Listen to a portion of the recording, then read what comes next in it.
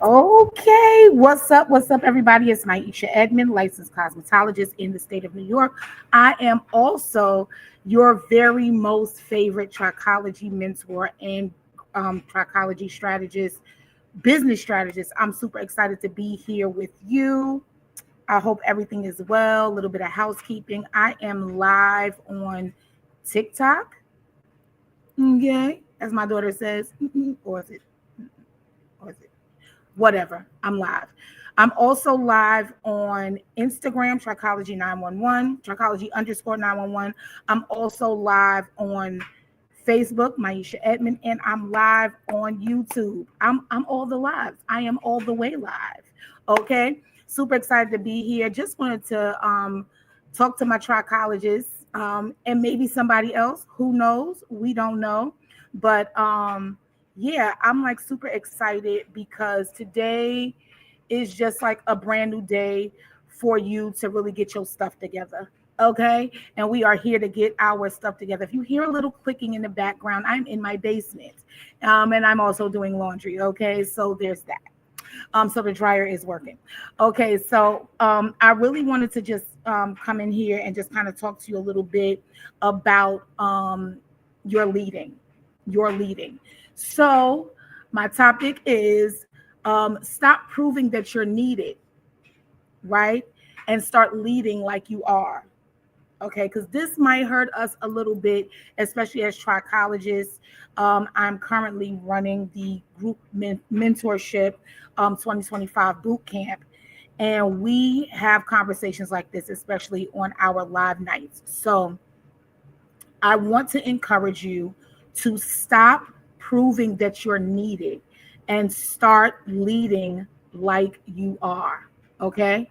All right. So let me tell you something that might kind of sting a little bit.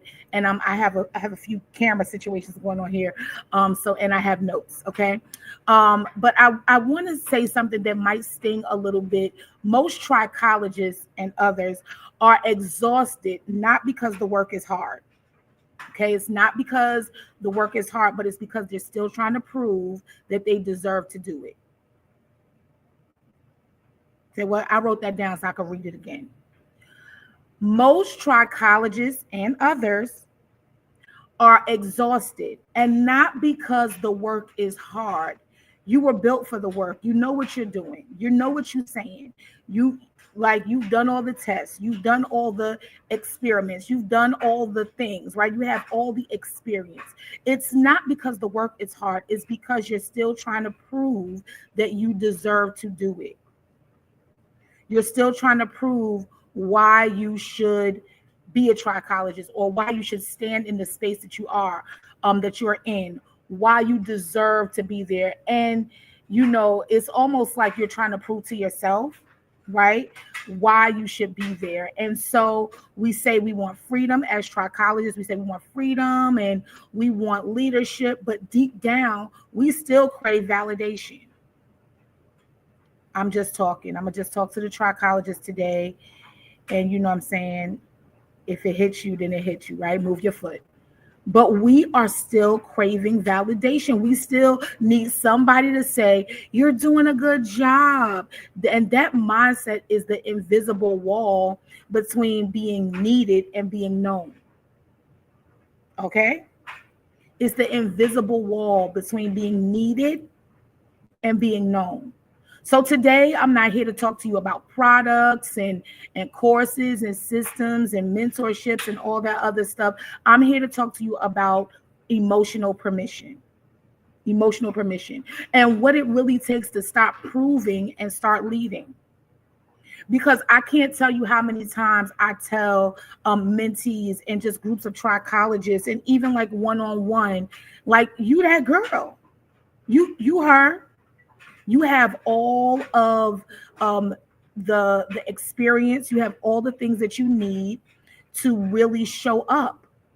But we're not doing that because we're still craving validation from people that are not qualified to give it to us. Okay? So let that sink in. There is an addiction to validation, right? And I'm talking to the trichologist, right? There is an to validation. Let's be honest. Many of us, we confuse busyness with purpose. If we're booked out, we feel successful. If people can't get an appointment, we feel important, right? You just so busy. I remember speaking to somebody who was like, I got such and such amount of assistance, and this one do this. And I mean, I've had several conversations with different people. Oh yeah, I got this and I got that. And it's like, just because you busy, like your busyness does not really align with you in your purpose, right? Just because you're booked out, it doesn't mean that you are successful. So you really got to figure this out, because that's not leadership. That's proof chasing. And so it's a survival response. And somewhere along the line, we start believing that our own worth lives in other people's demand for us. Your own worth does not live in other people's demand for you.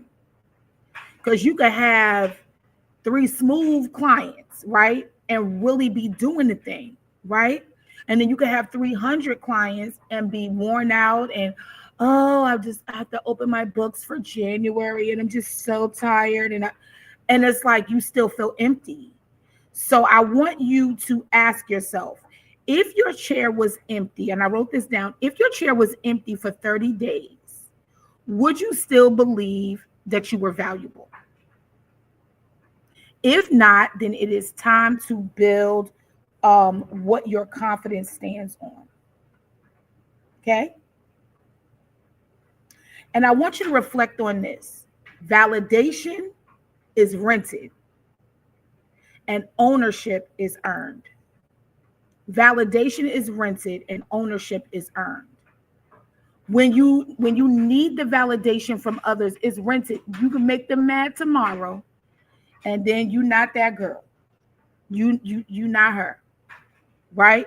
But when with ownership and you owning who you are, it is earned. You showing up, you doing the things that you need to do. All of that is earned, right? And so that's a really big thing. So let's talk about going from being a technician to a thinker, right? As a trichologist, when I started seeing results in my own business, it wasn't because I worked harder. It was because I started thinking like a strategist, right? Really using my critical thinking. And being a trichologist is not just about treating hair, right? Because we do that, right? But it's about translating science into systems that restore people's confidence, right? So do you have systems? Do you have something in place that is a system that you can repeat it and that you can use? And when you have systems, it's literally little pieces of, the process that you string together, right? So if something breaks, you can take that one thing apart or one thing out, and you don't have to dismantle the whole thing. So being a trichologist, again, is not about you just treating hair. It's like translating science into systems that's going to restore the confidence and the hair, right? And that's intellectual leadership. So when I'm telling you to stop proving that you're needed and stop leading like you are this person. You are the trichologist, like you are the solution. And I tell people this all the time. No, you are the solution. And that's what separates us from being just booked to being respected. Okay. Here's another anchor phrase that I wrote down. Let me see. You're not just the hands, you're the head. You're not just the person that is doing the stuff, right? But you are literally the person that comes up with why it's going to work. And that's why I love to teach case studies, right? Because I'm challenging you to think beyond the bottle, think beyond the box, think beyond the last tool that you purchased. You're not just the hands, you're the head. You're the one that decides, okay, how is this going to work? How am I going to get this client from point A to point Z, right? So the next thing I just want to tap on is permission to be paid for perspective. Okay, let's talk about money. Trichologists, let's talk about money. because this is where most of us get quiet, which doesn't make sense because you know how much you paid for cosmetology school, you know how much you paid for trichology, you know how much you paid for these tools. If you gather together all those tools and products and courses and classes, like, you would be standing on like a whole bunch of money. I have a laser right now that cost me $5,000, not including the shipping, right? Yes, it does all the things, but I wouldn't even be able to use that if I didn't have, the perspective, if I didn't have what I needed to even use it. I would just have a big, giant $5,000 paperweight. So you give your perspective away like it's common knowledge. You give it away like it's common knowledge. People could go up in your inbox and they could send you pictures of their spots and their issues, and they do all of that and you just answering them, right? But, and I get it, you want people to feel like, oh, I'm giving value, but there's a difference between giving value and just giving away like your entire everything, right? So you give away your perspective like it's common knowledge, but it's not. Your perspective is your product. How you would handle a certain situation as it relates to hair loss, as a trichologist, as a healthy hair care specialist, and a practitioner, that is your product. You earned it through years of trial, through years of study and service, even if it's months. You earned it because you have literally done this thing for an amount of time. You have like put the money into it. You have put, all that passion into it. When you undercharge, that's not humility. Okay. I'm just talking to the trichologists. When you undercharge, that's not humility. It's hesitation. And hesitation is expensive because you don't need to earn the right to charge more. You need to accept that your wisdom is value. Okay. Okay. Your wisdom is value. Your wisdom is value. If in the chat, somebody just say, my wisdom is value. My wisdom is value. Yeah, you don't have to earn the right. You don't have to say, well, if I sell 3 of these, if I get 50 clients to do this first, then I'm gonna go up. If I get, yes, wisdom is value. If I get 3 people to like this, then it's up from there. Then I'm gonna just go ahead up. No, you don't have to do that. You've already proved to yourself when you went to school, when you decided to buy your first tool, when you invested in your first, products, when you decided, I'm not just going to the beauty supply store. Let me get into let me see a distributor, right? Or when you went to trichology school and you decided, you know what, I'm gonna do more than just tell a client, drink water and come get this protein treatment, right? So you don't need to earn the right to charge more.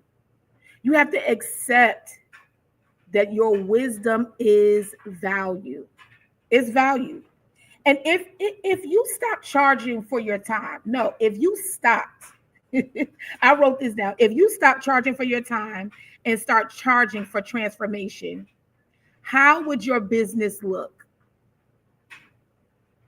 Okay, that's good. That's good. I like that. I like that. If you stop charging for your time, because we behind that change, my time. But if you stop charging for your time today and started charging for your transformation, how would your business look? What would it look like? What would it look like for you for everything that you know? And I'm not sure, don't like, come on now. If you got the wisdom, if you got it. So we're not talking about beating people in the head. We're talking about the fact that you are providing transformation. So if you stop charging for time as a trichologist and you really started charging for transformation in anything that you do in a service business, if you stop charging for time, oh, I get, $3 an hour, I get, whatever, or you feeling good about, I'm making 150 an hour, right? But what if you started charging for the transformation? Do you even know how to pull out the transformation that you are giving people when they are interacting with you and your business and your service? We're talking about trichologists. So let's talk about the myth of being ready. Some of you keep waiting to feel confident before you take the next step. That's a trap. That's a trap. TikTok is a trap. Instagram, Facebook, YouTube. Listen, it's a trap for you to feel like, I know so many people that I've given strategy to who is like, all right, I'm going to do that. But first, I'm going to ABC, right? I'm going to make sure that I do a little more research. I'm going to do this. Now, me as your mentor, right? Or the strategist that you have paid, right? And I'm telling you, listen, I went through this exact same thing that you're going through. I went all around the mulberry bush. I'm telling you, all you have to do is this. Position yourself like this, right? I give it to you, and then you say to me, that's such a good idea, Maisha. You know what? I'm going to do that. I'm going to do a little more research. What? Because you're believing the myth of getting ready. Like, I got to be confident. I got to feel like I'm confident. That's a trap. Confidence doesn't show up until you after you already acted on it. I think I went live last week and I was saying something to that effect. But confidence does not show up until after you are already acting on what you're supposed to be doing. You're not going to feel that, because this is the thing. The more that you stay back and try to figure out, all right, oh yeah, this is the plan, and I'm gonna be confident. I'm not saying don't plan, but I'm saying don't collect information. Stop collecting, information and opportunities just so then you can say, okay, so now I'm ready because I got this stacked up and I know this and I know that. What happens to the information, or what happens to the knowledge and the wisdom that you're able to provide because you already tried and failed, or you tried and you succeeded, and you know that there's like a glitch in that, and you want to do something better or do something more, right? So confidence is not going to show up until you start moving. It's not going to show up until you really start using the things that you learned. We all know a career student, and there's nothing wrong with learning. I'm learning all the time. I love a good class. I love a good hands-on a little course, right? But then at the same time, if I never prove it, if I never use the information, I am not going to be effective. Trichologists right now who are leading, they aren't more gifted than you.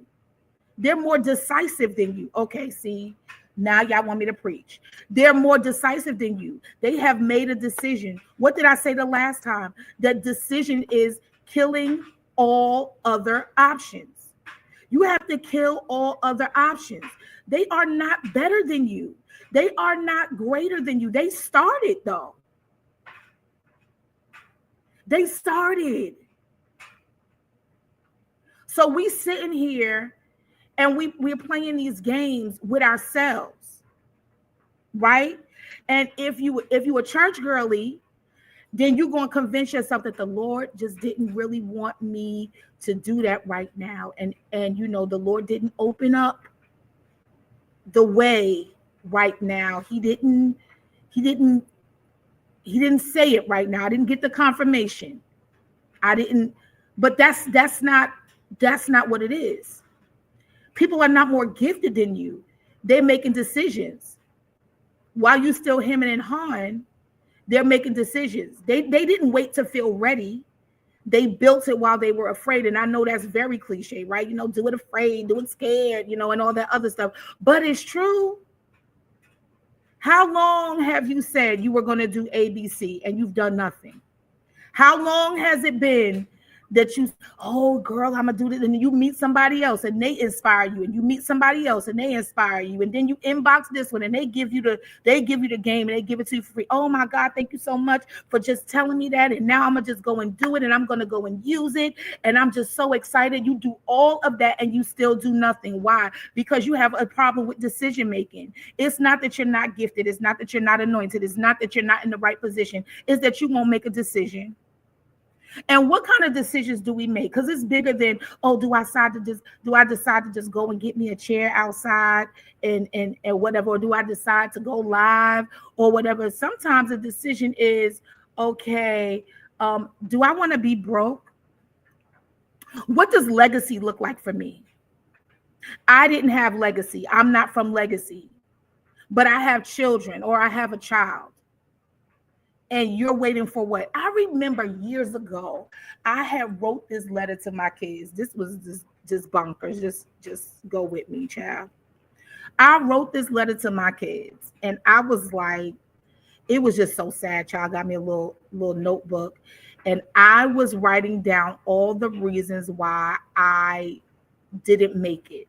I was already, deciding that, I didn't make it and that I'm not going to be great in this whole thing because, and I was saying, dear children, you know, the reason why I didn't accomplish ABC is because when I was younger, people used to call me ugly and they made fun of my lips. And, my mother was on drugs and I don't know my father, and such called me ugly and such called me stupid. And I'm talking about tears on the tears on the paper. I'm weeping, I'm crying, I'm writing this thing out and everything. And I'm like, I just know they gonna understand because that's why I'm not nothing, but I'm gonna push y'all to be as great as y'all could be and blah, blah, blah, blah, blah.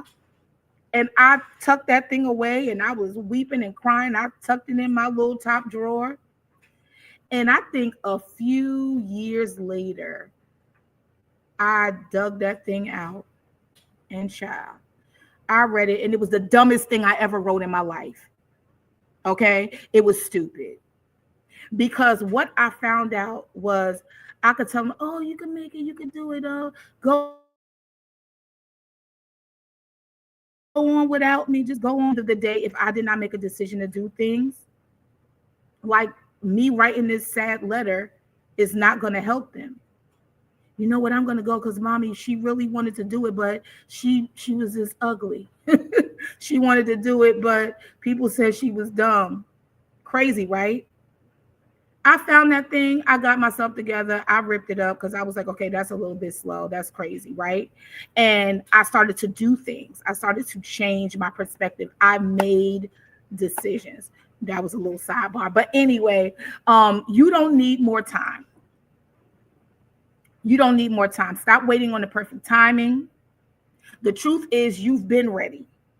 You have been ready. You have just been rehearsing fear. I'm talking to trichologists, right? Or whoever.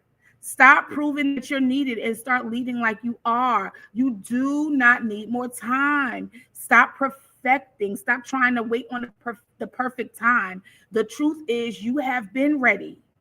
You've been ready. You just been rehearsing fear. What if they do this? What if this don't happen? What if that don't happen? What if I don't get this? And what if I don't get that? And what if you don't? How are you going to know? You're already disqualifying yourself before you move.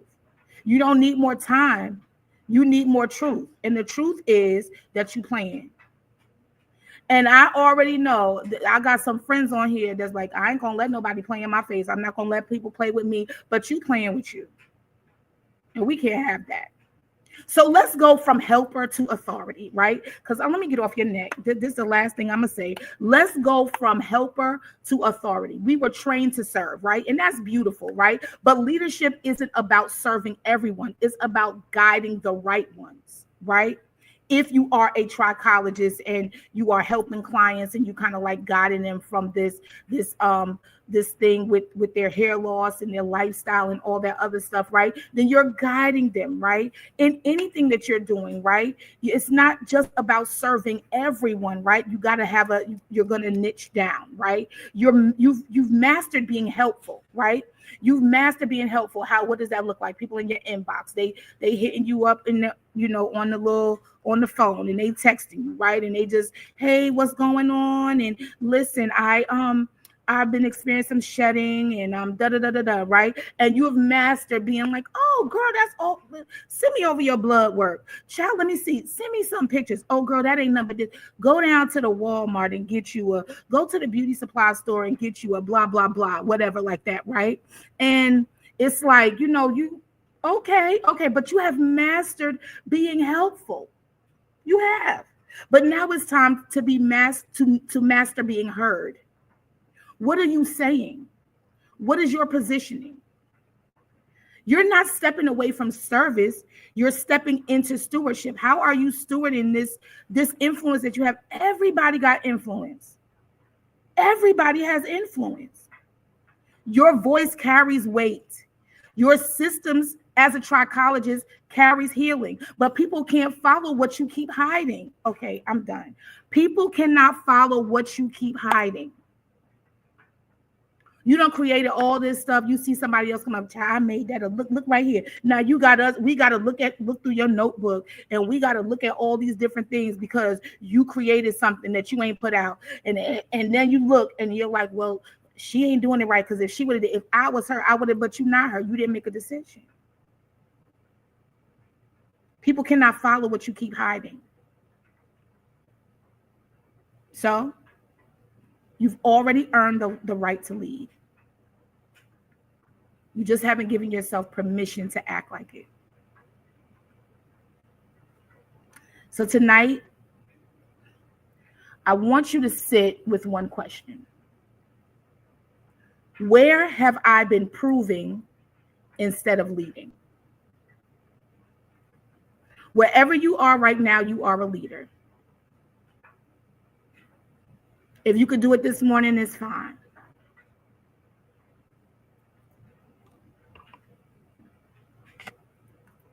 But I want you to answer, where have I been proving instead of leading? Because the moment you answer that question honestly, everything changes. You just need to decide that you are ready. Everything changes. Your prices change, your posture changes, your peace changes. You don't need another certification or a title to be seen as an authority. You just have to decide that you are the authority. You have to decide. And when you do, you'll watch how your business starts to mirror your belief. That was my TED Talk. Thank you for coming. Have a great day today. Happy hair growing. And I'll see you guys soon.